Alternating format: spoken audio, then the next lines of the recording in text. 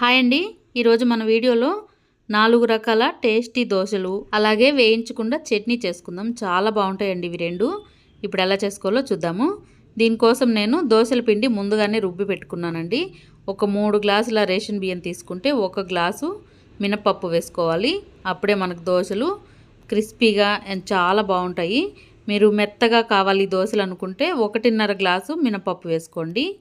ఇప్పుడు దీంట్లోకి తగినంత సాల్ట్ను వేసుకొని కొన్ని నీళ్ళను వేసుకొని మనం పిండిని కలుపుకోవాలి. మనకి దోశలు మెత్తగా రావాలి అంటే కాస్త నీళ్ళను వేసుకొని కొంచెం పల్చగా కలుపుకోవాలండి. లేదంటే క్రిస్పీగా రావాలి అంటే కొంచెం తిక్కుగా కలుపుకున్నట్టయితే దోశలు వేసిన తర్వాత క్రిస్పీగా కరకరలాడుతూ చాలా బాగుంటాయి. ఇప్పుడు చూడండి, ఇలా కలిపిన పిండిని ఒక 10 నిమిషాలు పక్కన పెట్టేసి ఈలోపు మనం చట్నీ ప్రిపేర్ చేసుకుందాము. దీనికోసం నేను ఒక 5-6 పచ్చిమిరపకాయలు తీసుకున్నానండి. కొంచెం అల్లం ముక్క, కొద్దిగా కొత్తిమీర, కొబ్బరి. ఈ కొబ్బరిని మనం ఎంత కావాలనేది చూసుకొని వేసుకోండి. కొబ్బరి అడుగున ఉండే నల్ల భాగాన్ని పీలర్తో పీల్ చేసినట్టయితే మనకు చట్నీ వైట్గా చాలా బాగుంటుందండి. అల్లం అనేది మనకి టేస్ట్ కోసం చాలా బాగుంటుంది. ఈ కొత్తిమీర అనేది మనకు కలర్ఫుల్గా ఉండటం కోసం కొత్తిమీర వేసుకోవాలి. పచ్చిమిరపకాయలు ఘాటును చూసుకొని వేసుకోవాలండి. ఇప్పుడు వీటన్నిటిని మనం మిక్సీ బౌల్లో వేసుకొని మెత్తగా గ్రైండ్ చేసుకుందాము. ఇప్పుడు చూడండి, చట్నీ ఇలా రుబ్బిన తర్వాత ఒక బౌల్లోకి తీసి పక్కన పెట్టుకోవాలి.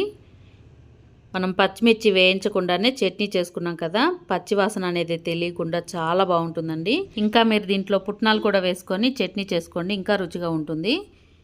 ఇప్పుడు చూడండి, ఇలా బాగా కలిపెట్టిన తర్వాత దీన్ని పక్కన పెట్టేసి ఈ చట్నీకి ఇప్పుడు మనం తాలింపు వేసుకుందాము. ఒక చిన్న ప్యాన్ పెట్టుకొని తగినంత ఆయిల్ వేసుకొని పోపు దినుసులు వేసుకోవాలి. అవి కాస్త వేగిన తర్వాత కొత్తిమీర, కరివేపాకు కూడా వేసుకొని స్టవ్ ఆఫ్ చేసుకొని ఇప్పుడు చట్నీలో కలుపుకుందాం. ఇది కొద్ది చల్లారిన తర్వాతే చట్నీలో కలుపుకోవాలండి, అప్పుడే మనకు చట్నీ బాగుంటుంది. ఇదంతా ఒకసారి బాగా కలిపేసుకొని పక్కన పెట్టుకోవాలి. ఇంతేనండి, సింపుల్గా చేసుకోవచ్చు. చట్నీ చాలా బాగుంటుంది. ఈ చట్నీ పక్కన పెట్టేసి ఇప్పుడు దోశలు వేసుకుందాము. మనం పిండిని మరొకసారి బాగా కలుపుకొని ఇప్పుడు స్టవ్ ఆన్ చేసుకొని దోశల పెనం పెట్టుకోవాలండి. మనకి దోశల పెనం బాగా హీట్గా ఉన్నప్పుడు వేయకూడదు, మీడియంగా కాలినప్పుడు మాత్రమే దోశలు వేసుకోవాలి. మనకి దోశల పెనం అనేది ఎక్కువగా కాలిందంటే దోశ అతుక్కుంటూ వస్తుందండి. అలా కాకుండా ఇలా చూసుకొని వేసుకోవాలి. కాస్త ఆయిల్ వేసిన తర్వాత ఒక ఉల్లిపాయని ఇలా సన్నగా కట్ చేసి ఇలా దోశ పైన వేసుకొని మరి కాస్త ఆయిల్ వేసుకోవాలండి. మనకు ఆ ఉల్లిపాయలు వేగటానికి కొంచెం టైం పడుతుంది కదా. మంట మీడియంలో పెట్టి ఇలా పెనాన్ని అటు ఇటు తిప్పుకుంటూ దోశ మొత్తం కాలేలాగా ఇలా కాల్చుకోవాలి.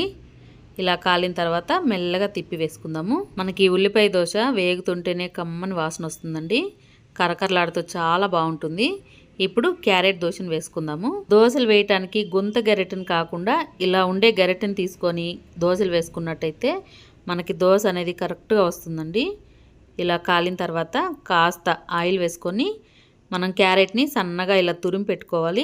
ఒక క్యారెట్ని ఇలా సన్నగా తురిమి పెట్టుకొని ఇలా పైన అంతా వేసిన తర్వాత ఇప్పుడు అట్లకడతోటి మెల్లగా ఇలా రుద్దుకోవాలండి.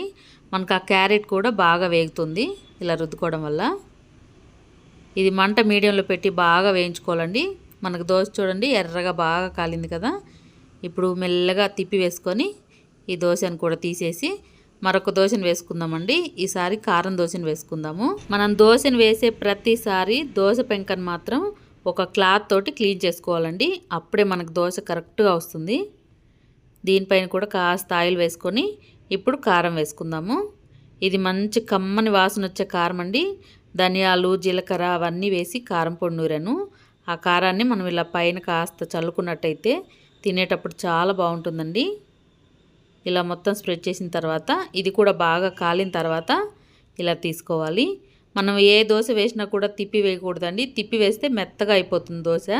మనకు కరకరలాడుతూ రావాలి అంటే తిప్పి వేయకుండానే తీసేసుకోవాలి.